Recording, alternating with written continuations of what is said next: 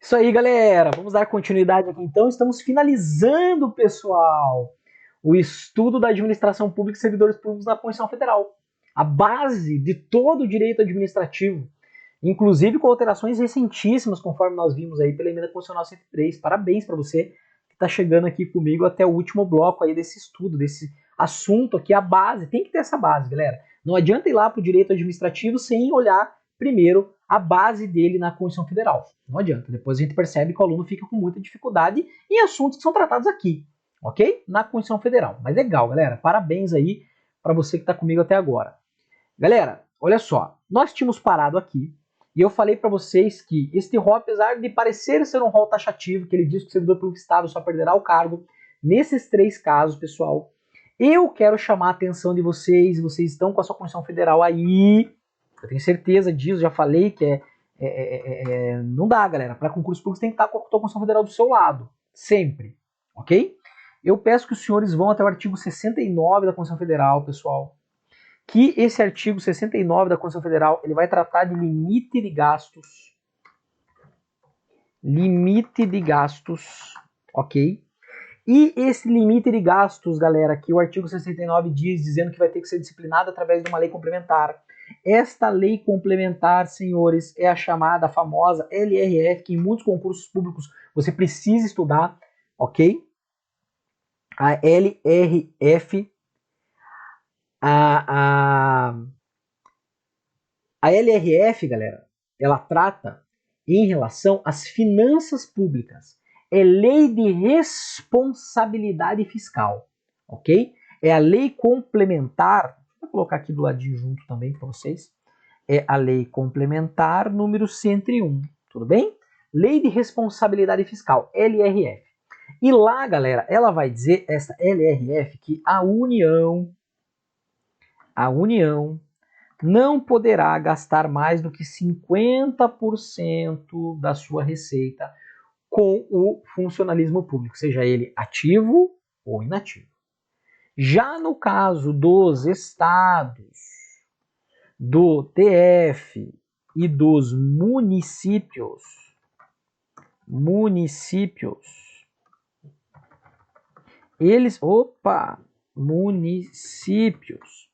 eles não podem gastar, galera, mais do que 60% com o funcionalismo público, com os seus servidores públicos, sejam eles ativos ou inativos, a soma de todos eles, ok?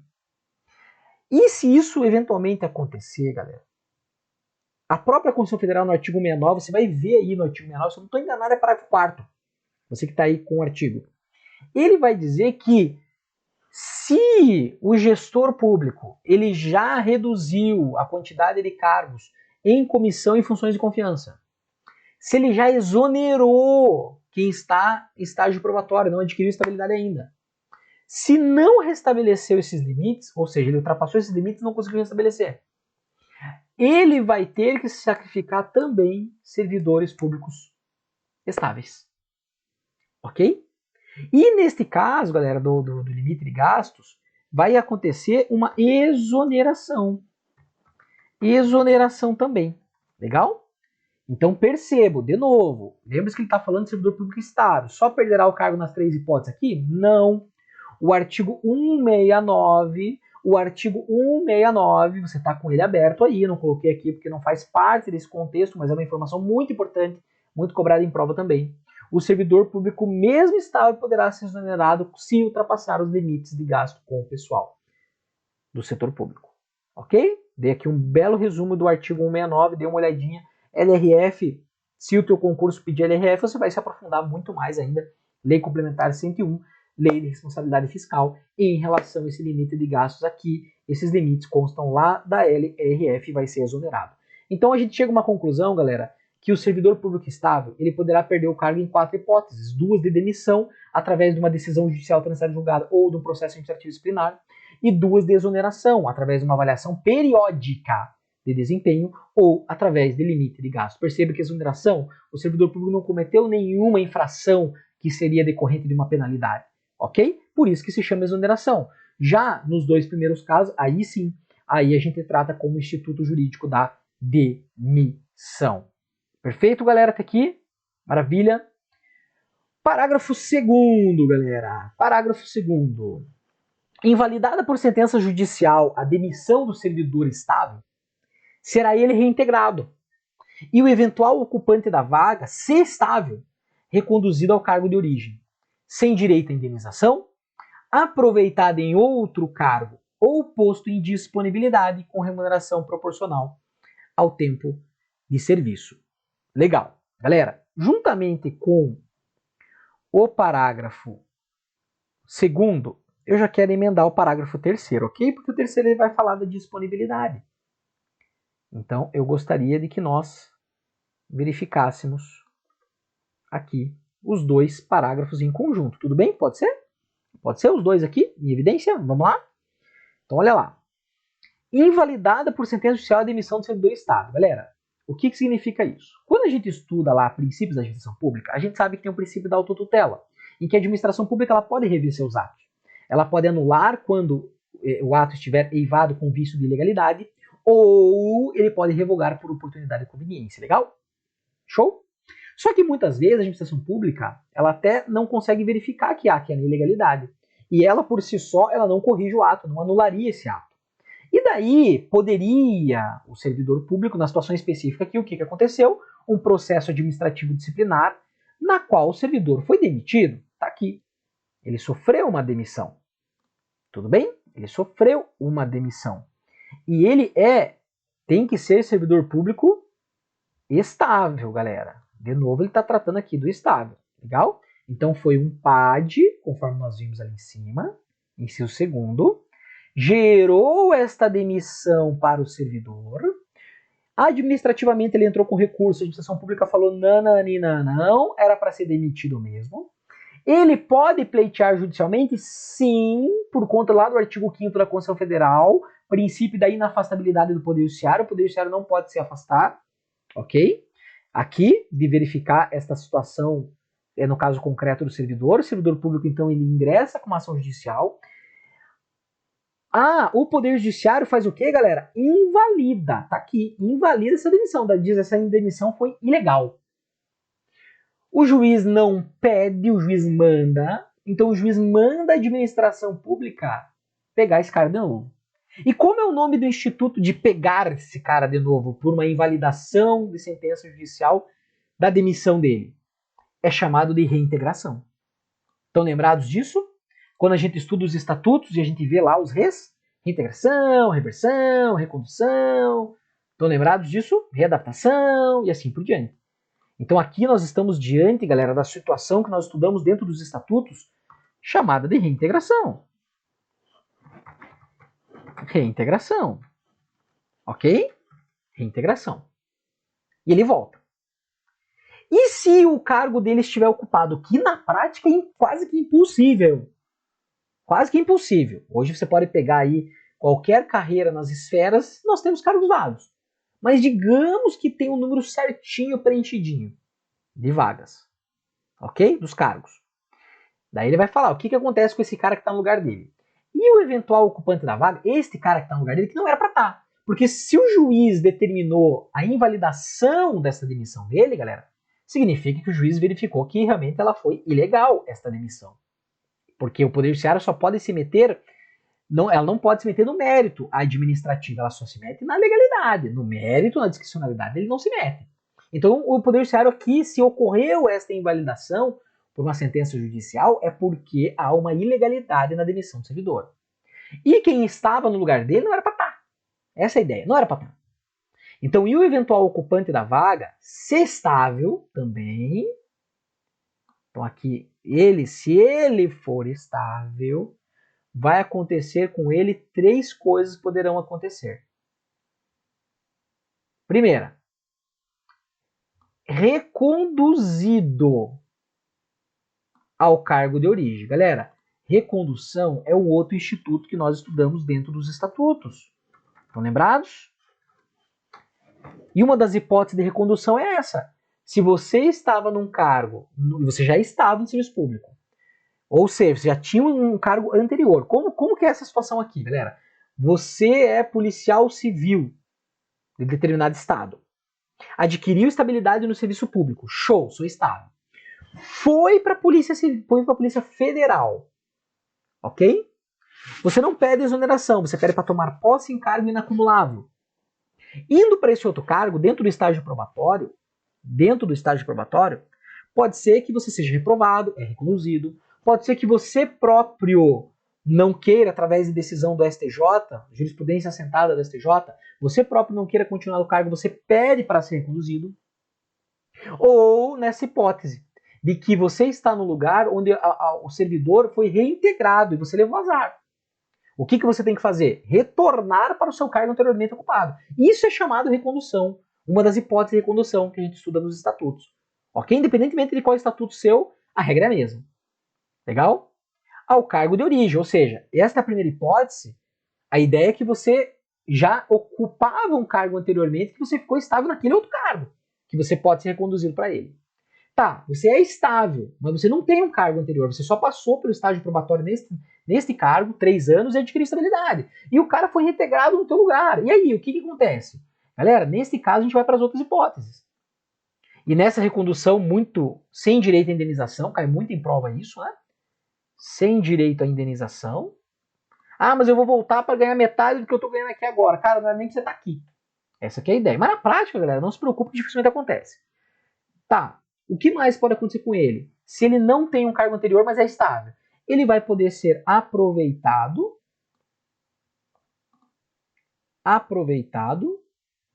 inclusive deixa eu até colocar aqui, ele pode ser reconduzido, aproveitado ou ainda ficar em disponibilidade.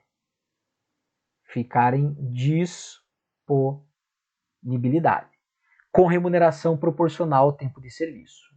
Vamos lá? E por isso que o parágrafo terceiro é importante aqui, porque é uma sequência, é uma continuidade do que nós estamos vendo. Então, lá, galera. Invalidada por sentença judicial a demissão do servidor estável. O termo estável aqui é muito importante.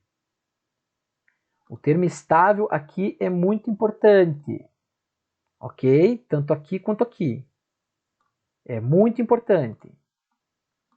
Tem que ser estável em todas as situações aqui.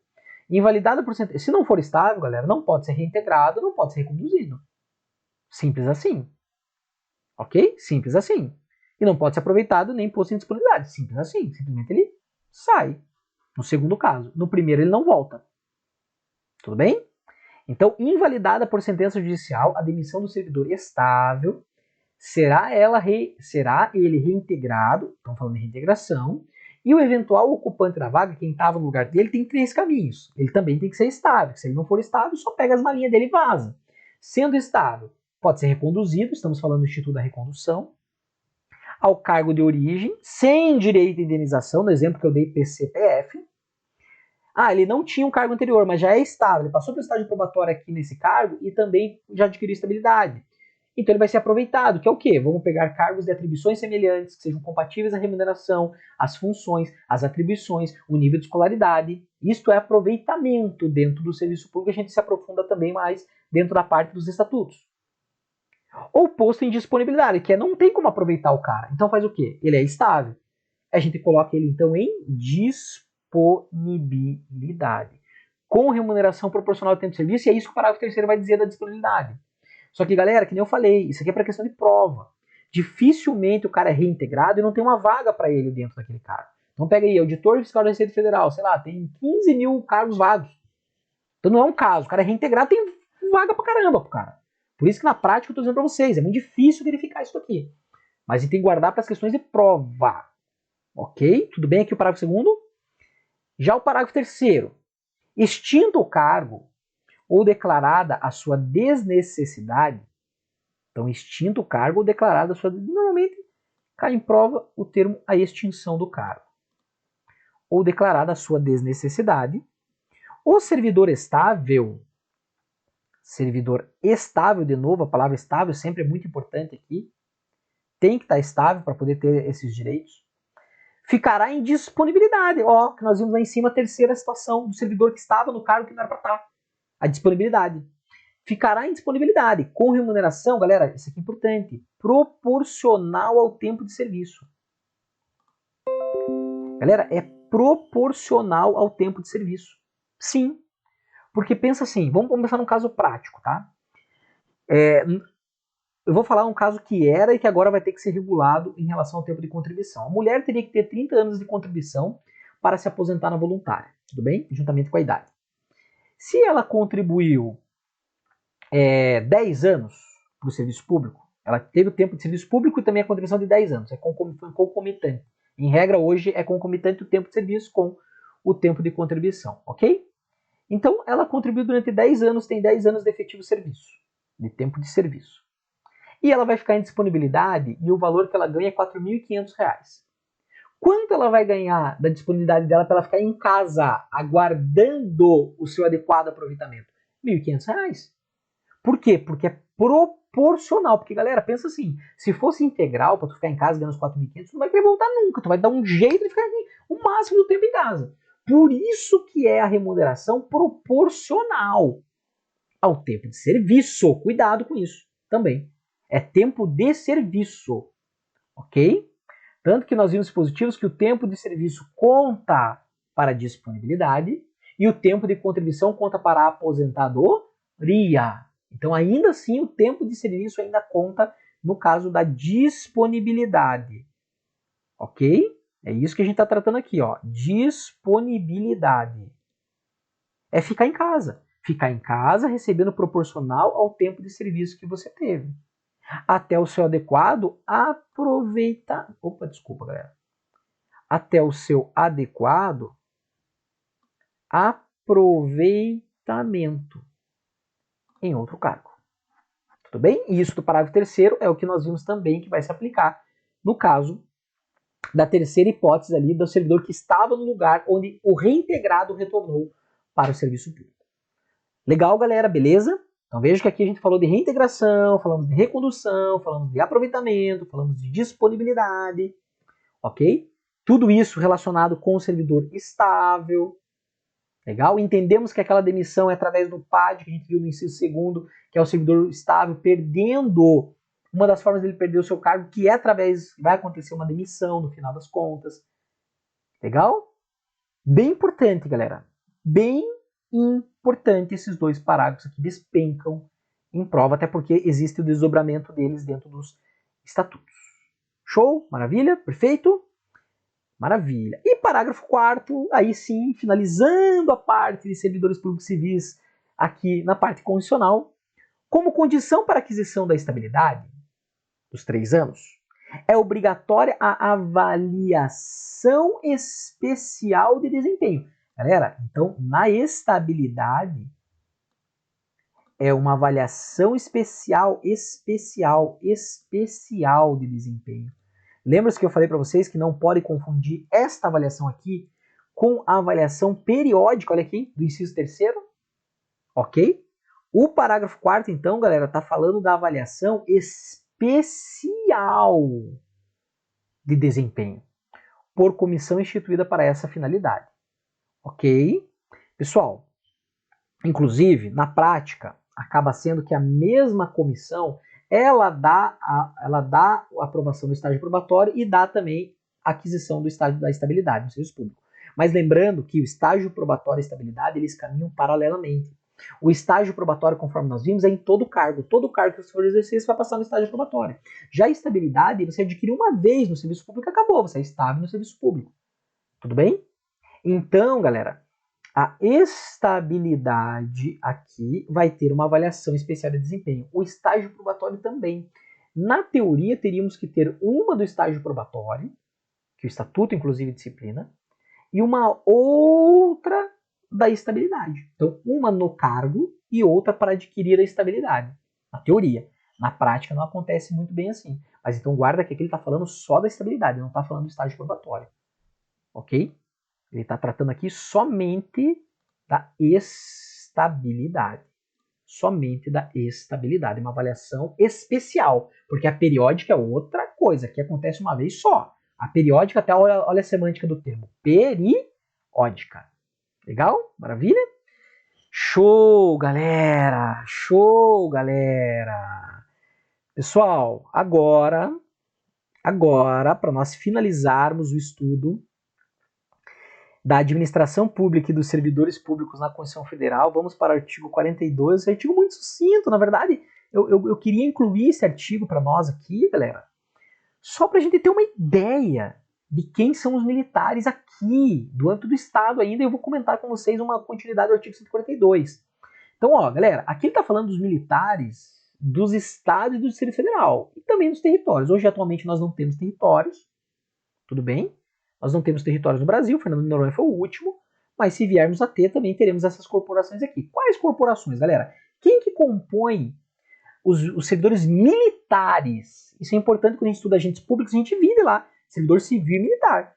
Porque militar, por exemplo, no estudo do artigo 42 e do 142 e 143 da Constituição Federal, a gente vê que militar não pode fazer greve, a gente vê que militar não pode se sindicalizar, a gente vê que militar não pode se filiar a partido político, então tem diversas cobranças em prova em relação a militares. Então você precisa meio que se situar, quem são os militares?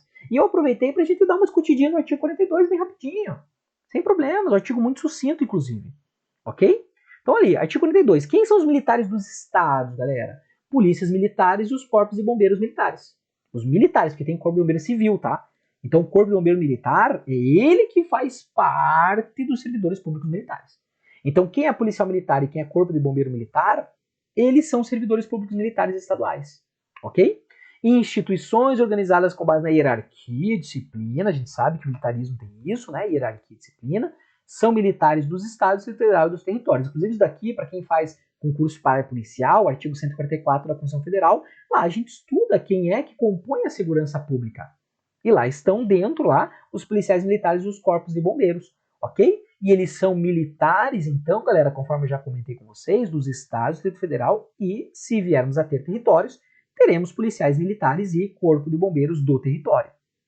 Legal até aqui? Tudo bem? Então, PM e bombeiro. Militar. São os militares no âmbito dos estados. Eles são servidores militares. Ok? Legal. Daí o parágrafo 2º, galera, ele vai dizer o seguinte, eu até sugiro que vocês deem uma olhadinha, que nem eu falei, vocês estão com a Constituição Federal aí, atualizadíssima, ok? Então vocês vão lá e dão uma olhadinha, galera. Ó, aplique seus militares dos estados, Distrito Federal e dos territórios, além do que vier a ser fixado em lei, eles vão ter uma lei específica, as disposições do artigo 14, parágrafo 8º, né? Então dá uma olhadinha o que o parágrafo 8º do artigo 14 fala. Dá uma olhadinha, o que nós estudamos, inclusive, aqui, o que volta lá, o que o artigo 40, parágrafo 9 fala. Dá uma olhadinha o que o artigo 142, parágrafo 2º e 3º também traz. E aqui eu já quero até fazer uma... Eu já concluí. Cabendo a lei estadual específica, dispor sobre as matérias do artigo 142, parágrafo 3º, inciso 10, sendo as patentes dos oficiais conferidas pelos respectivos governadores. Sim, porque a autoridade máxima dos militares no âmbito de cada estado, Distrito Federal e município são os governadores. Eles são as autoridades máximas dentro dos servidores militares estaduais, ok? O que eu quero só incluir aqui para vocês, galera, até antes da gente concluir ali com os últimos 2 parágrafos dos militares, é que os militares no âmbito dos estados é a polícia militar e o corpo de bombeiros. O artigo 142, galera, ele vai falar das forças armadas, ok? E as forças armadas, pessoal, eles são os militares federais, no âmbito federal. E eles, por consequência, são, galera, Marinha, Exército e Aeronáutica. Tudo bem? Tá aí, ó. Então, quem são os militares para a Constituição Federal? Forças Armadas e Polícia Militar e Corpo de Bombeiros. E as Forças Armadas são formadas, né, por Marinha, Exército e Aeronáutica, que são militares, por sua vez, no âmbito federal, subordinados, então, ao Presidente da República. Legal? 142 que vai tratar dos outros militares lá das Forças Armadas. Legal, tá aí o parágrafo 1º, deem uma olhadinha nesses dispositivos aí, lembrando que o artigo 142, parágrafo 3º, inciso 10, isso daí a lei federal, a lei estadual, aliás, de cada ente federado específica, que for tratado do militarismo, dentro de cada âmbito estadual, é ela que vai disciplinar e quem que vai conferir as patentes são os governadores, sim, porque o governador é a autoridade máxima nesses militares aqui do âmbito dos estados, DF e territórios. Massa? Legal, galera. Parágrafo 2º. Aos pensionistas dos militares, dos estados, do Distrito Federal e dos territórios, aplica-se o que for fixado em lei específica do respectivo ente estatal, galera. Então ele está falando que pensionista desses militares é uma lei específica de cada ente federado. Ok? Isso a gente sabe. Né? Isso nós sabemos que até na prática a gente vê isso. Se é militar, da Polícia Militar, do Corpo de Bombeiros, os pensionistas, não só os pensionistas, mas também em relação à aposentadoria, vai se aplicar regras diferentes, mas aqui a Constituição Federal falou dos pensionistas. A lei específica de cada ente, lógico, porque nós temos a Polícia Militar e Corpo de Bombeiros do Estado do Paraná, Polícia Militar e Corpo de Bombeiros do Estado de Santa Catarina, Polícia Militar e Corpo de Bombeiros do Estado do Rio Grande do Sul. Então, cada ente federado é que se responsabiliza pela sua lei específica, inclusive para tratar do assunto de pensão no âmbito dos militares aqui, ok? E, para finalizar, aplica-se aos militares dos estados, do Distrito Federal e dos territórios, que a gente vai estar discutindo aqui no artigo 42, o disposto no artigo 37, inciso 16. O que é 37, inciso 16, galera? Com prevalência da atividade militar. O artigo 37, inciso 16, se vocês olharem aí, galera, ele vai tratar da acumulação de cargos que nós vimos lá, ok? Então vai aplicar as regras que nós estudamos lá no inciso 16 do artigo 37 sobre acumulação de cargos também aos militares, prevalecendo a atividade militar. Legal? Tá aí, galera. Eu queria tratar o 42 assim, porque algumas questões de prova acabam trazendo. Então, pelo menos para você ter uma ideia, Polícia Militar, Corpo de Bombeiros, subordinados ao governador do estado, beleza. Se tratar do pensionista, a lei específica que vai tratar da forma da pensão, aplica-se também a acumulação de cargos aqui aos militares, legal? E daí a gente verificou alguns requisitos aqui, e lembrando também que nós temos os militares na Constituição Federal, quando nós vamos até o artigo 142 da Constituição Federal falar das Forças Armadas. Massa. Galera, para concluirmos de fato, eu trouxe aqui para nós duas questõezinhas recentíssimas, cobradas em prova sobre esses últimos assuntos que nós tratamos aqui. Tudo bem? Vamos dar uma olhadinha antes da gente encerrar essas duas questõezinhas. Uma é do Sebrasp, galera, não podia faltar, né? Sebrasp, a maior banca de concurso público do Brasil, questão de 2020, auditor fiscal, né? Cefaz de Alagoas. Vamos ver o que ele cobrou aqui. Com relação a déficit público, reforma administrativa, reforma previdenciária, responsabilidade fiscal, regra de ouro e ordenação de despesas, julgue o item a seguir. CESP naquele seu padrãozinho certo errado, né? Com a reforma administrativa ocorrida em 98, os servidores públicos passaram a adquirir a estabilidade a partir da posse no cargo público. Galera, totalmente equivocado, né? Nós vimos isso até em dispositivos aqui finais. A estabilidade, ó, o servidor ele adquire a estabilidade a partir da posse, galera. Nossa, ele tem um chão enorme ainda, né? Porque nós vimos, galera, aqui na parte final até da Constituição Federal, que a estabilidade é o efetivo exercício pelo período de 3 anos, ok? Então você vai ter que passar o estágio probatório, ser aprovado no estágio probatório, consecutivamente você também adquire estabilidade no serviço público, mas é de efetivo exercício por 3 anos, galera. Não é a partir da posse, não é fácil, né? Porque lembra quando a gente estuda a parte aqui do estatuto, né? A gente vai estudar, você vai ver lá, primeiro você é nomeado, daí você tem um período para você tomar posse, assinar a carteira de posse, e ainda tem um período para você entrar em exercício, dependendo de cada estatuto, aí tem um período diferente aqui nessa parte, ok? Então veja que daí você entra em exercício, tem que ficar 3 anos de efetivo exercício para ser aprovado no estágio probatório e depois ser aprovado na comissão lá para você adquirir estabilidade. Então cuidado, totalmente errado. Totalmente errado essa cobrança aqui, galera. Concordam? Concordam que está totalmente errado? Então aqui, gabarito errado. Não é a partir da posse que você adquire estabilidade, nem faz sentido. Legal? Questão número 2. Agora uma questão da VUNESP, galera. Eu considero a maior banca local que nós temos, uma banca de São Paulo, faz muitos concursos em São Paulo, não só em São Paulo, mas é uma banca muito, muito grande localmente falando, né? Também de 2020.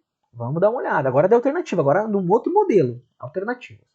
Tiago foi nomeado para o cargo de provimento efetivo em virtude da aprovação em concurso público. E, após 3 anos de efetivo exercício, isso aqui respondia a questão anterior, galera. É após 3 anos de efetivo exercício. Foi considerado estável no serviço, hein? Porque estabilidade é no serviço, estágio probatório é no cargo. De acordo com a Constituição Federal, é correto afirmar que Tiago, vamos ver as alternativas, galera. Letra A. Não poderia ter sido considerado estável, pois a estabilidade apenas se adquire após 5 anos de efetivo exercício. Nem pensar, galera. Certinho, 3 anos. Aqui tá errado, então. B. Apenas poderá perder o cargo em virtude de sentença judicial atrasada. Apenas? Apenas não, né, galera? É uma das hipóteses que nós vimos lá. Mas não é só essa. Essa foi a primeira que nós vimos.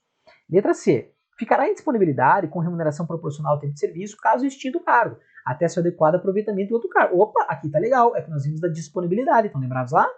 Massa. Letra D. Não poderá perder seu cargo em virtude de processo administrativo, ainda que lhe seja assegurado no defesa. Não poderá? Poderá sim. É a segunda hipótese que nós vimos de demissão através do PAD. Então tá errada a D também. Letra E. Adquiriu a estabilidade automaticamente ao completar 2 anos de efetivo exercício, pois tal garantia independe de avaliação especial de desempenho. Primeiro que aqui não é ao completar 2 anos, a gente sabe disso, tá errado, é 3. E não é independe, né, galera? Precisa passar pela avaliação especial de desempenho. Então tá errado aqui também. De fato, ficamos com o gabarito letra C nessa questãozinha da VUNESP, galera, de 2020, fresquinha aí para nós. Legal? Maravilha! Maravilha! Galera, sucesso! Sucesso! É só isso que eu tenho para dizer para vocês.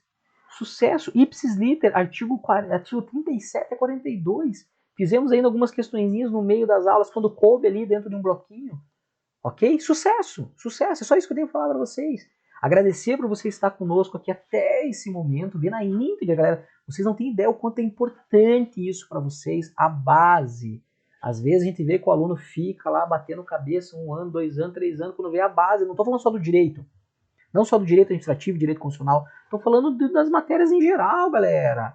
Às vezes a matemática, o cara tá lá se batendo numa regra maior, numa equação maior, mas é porque a base está faltando para ele. Ok? Então, pessoal, muito show. Muito show. Fiquei muito feliz, fiquei satisfeito aqui com o que nós fizemos juntos. Ok?